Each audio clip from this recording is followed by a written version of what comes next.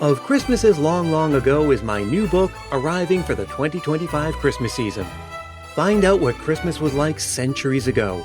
Sneak preview, it was weird and spooky and rowdy, kind of gross sometimes. Find it wherever books are sold in hardcover from Lyons Press and audiobook from Recorded Books. It's Christmas as you've never seen it before, and it makes a great gift.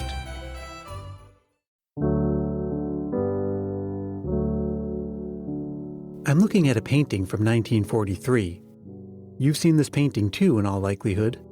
Maybe not in the Saturday Evening Post when it was originally published, but maybe reproduced in a coffee table book or magazine, or framed and hung on a wall, or here and there on social media, or even in the many parody and satire versions that have appeared over the years. The artist is Norman Rockwell, and the painting depicts a family around a dinner table as a holiday feast is getting started. The painting belongs to a series of 4 that Rockwell created to depict the 4 freedoms promoted by President Roosevelt: freedom of worship, freedom from fear, freedom of speech, and, the subject and title of this painting, freedom from want. Whatever its political or patriotic origins, the painting has gone on to become an iconic representation for Americans of holiday dinners. At the very center of the painting is a large stuffed turkey on a silver platter, large enough to feed the 11 people we see seated around the table, with leftovers. We're watching the family matriarch place the turkey onto the table, which is also set with a bowl of fruit, celery, pickles, cranberry sauce, and a covered dish, which, if we had to guess, would probably contain potatoes or a casserole of some kind.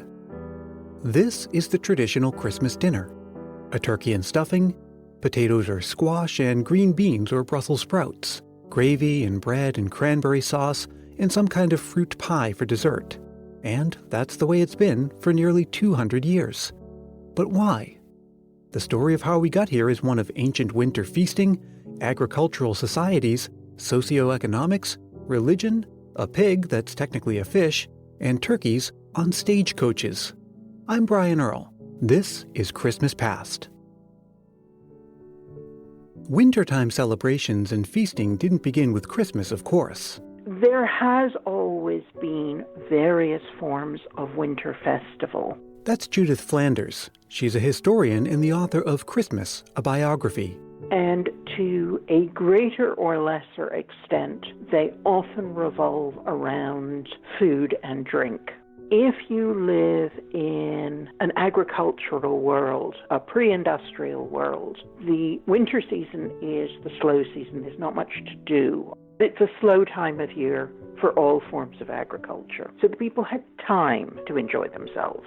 Furthermore, it is the time of year, of course, that comes after the harvest, so you have a stockpile of food. It comes after beer making or wine making. It comes after the period of slaughter. You've therefore got your essentials. You've got food, you've got drink, and you've got time to enjoy them both. Some of these early celebrations, like Yule or Saturnalia, also gave us some of the traditions we practice as part of Christmas now, like burning a Yule log or decorating with evergreen foliage. But those traditions, along with the notion of a feast, would take centuries to become associated with Christmas, and still more centuries to become popular and widespread. And that's because for the majority of its history, Christmas itself was not a major cultural celebration, or even a major religious one for that matter. Really, for thousands of years after the arrival of Christianity, Christmas is barely celebrated. At best, it's a day of minor marking. It doesn't become important outside of the church for a really long period of time, well into the 18th century. It just doesn't matter to most people. And the first descriptions of a wintertime feast in December specifically is only slightly older than that. By the 16th century, an English poet, Thomas Tusser, was writing about the seasonal cheer, as he called it, what one could expect in December at a feast. Good bread and good drink, brawn pudding and souse and good mustard withal, beef, mutton and pork, shred pies of the best, pig, veal, goose and capon, and turkey well dressed, cheese, apples and nuts. Once the idea of feasting and Christmas merge, we can follow its relatively short-lived evolution up to what we know today. One of the things that influenced it, unsurprisingly, was religion, but maybe not in the way you think. Nowadays, the period leading up to Christmas is what we consider the Christmas season, marked by celebrating and indulgence. But historically, that period was observed as the Advent season, which is marked by restraint, such as eating fish instead of things like fowl, pork, and beef. But we just heard about that 16th century poet describing brawn as part of December feasts. For the uninitiated, brawn is either wild boar or a pig's head boiled in vinegar broth and then shredded and pressed into a mold, like pâté, and served with mustard. Somehow, we don't quite know how, brawn did not get qualified as meat, it got qualified as fish, despite the fact that it's pork. So thanks to this loophole, brawn was acceptable for fasting days, and it became associated with Advent and Christmas meals. It dominated for centuries. Now, I for one am glad that we've largely moved away from that. But how did that happen? It has a lot to do with economics, social class, and infant mortality rates. If you were rich, roast beef was the absolute luxury of the Christmas meal. For those who were less wealthy, goose was always the go-to bird. The turkey became popular in Britain in the late 18th and early 19th centuries. The reason they became popular was the very large 18th and early 19th century families. As infant mortality dropped, you had these Victorian families with half a dozen or more children. So the size of the turkey meant that when you had all your children and possibly their spouses and their children all gathered around the table, you wanted a really big dish. So the turkey was mostly about having something large enough to feed those growing Victorian families. And it's maintained its dominant position at the Christmas dinner table ever since. Which in itself is impressive given that in Victorian times there was also a large-scale migration of people from rural areas to the cities. So getting a turkey on the table if you were a city dweller took some doing. Throughout the 18th and well into the 19th century, there was also a tradition in Britain that people who lived in the country would send to their city friends as a present a bird of some sort at Christmas.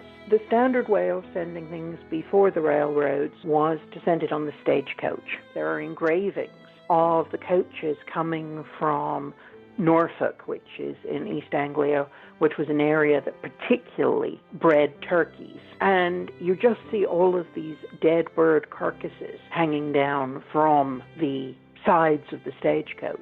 Now, given how much the Christmas meal has evolved over the centuries, and given all the factors that influenced it, and given how much Christmas itself has evolved and continues to do, isn't it a little odd that Christmas dinner is basically stuck in the 19th century? A British Christmas dinner of turkey, Brussels sprouts, carrots, potatoes. First of all, it's an entirely seasonal dinner. The British Christmas dinner, oddly, has remained fairly firmly fixed as a prosperous upper middle class dinner of the 19th century. And also helping to cement that idea was the newly burgeoning print media. It's common these days to see magazines offering tips for the perfect Christmas dinner out on the shelves starting sometime in the fall.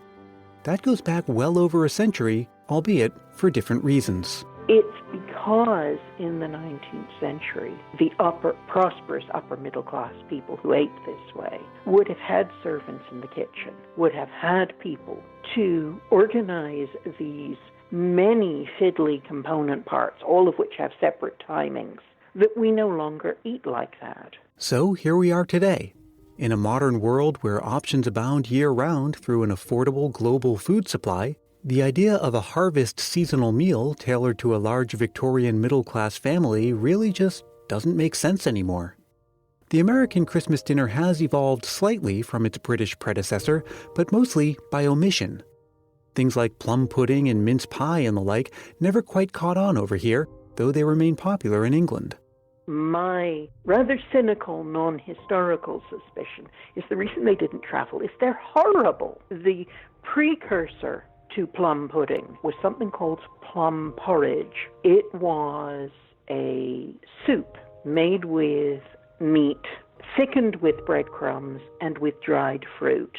Certainly one visitor to Britain in the 18th century said very firmly, if you aren't English, you won't like it.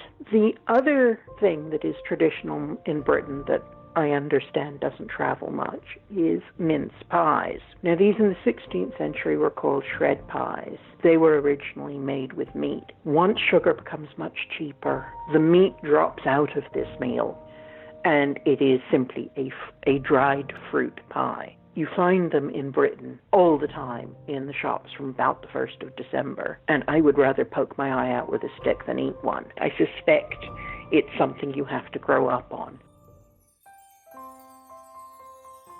Now, whatever you're looking forward to eating this Christmas, that dinner will, of course, come after the big event that happens on Christmas Day, a visit from St. Nicholas. But what happens when Santa gets caught up in a merry mix-up? Let's ask Kurt in Missouri. This is my Christmas past memory. I was about 3 years old. It was Christmas Eve. It was at our house, and my mom heard the doorbell ring.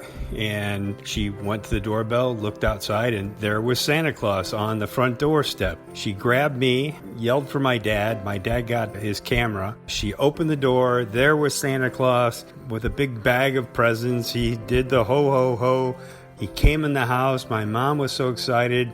The reality of the fact is that it was Christmas Eve. There was Santa. It was my mom. But the Santa Claus had come to the wrong door. He had been hired by someone to come into one of the houses in the neighborhood. He came to the wrong door. My mom got him inside the house, wouldn't let him go, gave him cookies, gave him milk, had him take a picture with my dad. He didn't realize he was in the wrong house until he was there about 15 minutes, and the look on his face must have been priceless. But that was my Christmas memory circa 1960. I want to hear your Christmas memories, whether they're funny, sweet, bittersweet, or just plain Christmassy. All you have to do is record a voice memo into your phone and send it to christmaspastpodcast@gmail.com. Christmas Past is produced in sunny San Mateo, California by yours truly, Brian Earl. Thanks to Judith Flanders and Kurt in Missouri, and thank you for listening. Don't forget to subscribe to the show so you don't miss any of the fun that's in store for this season. And if you're feeling the Christmas spirit, why not help more people find the show by telling a friend about it or leaving a review on Apple Podcasts? If you do leave a review, I'll send you a sticker to say thanks. Contact me for details. Again, you can write to christmaspastpodcast@gmail.com or find me on Facebook, Twitter, or Instagram. Thanks so much for listening, and I'll see you again in just a few days.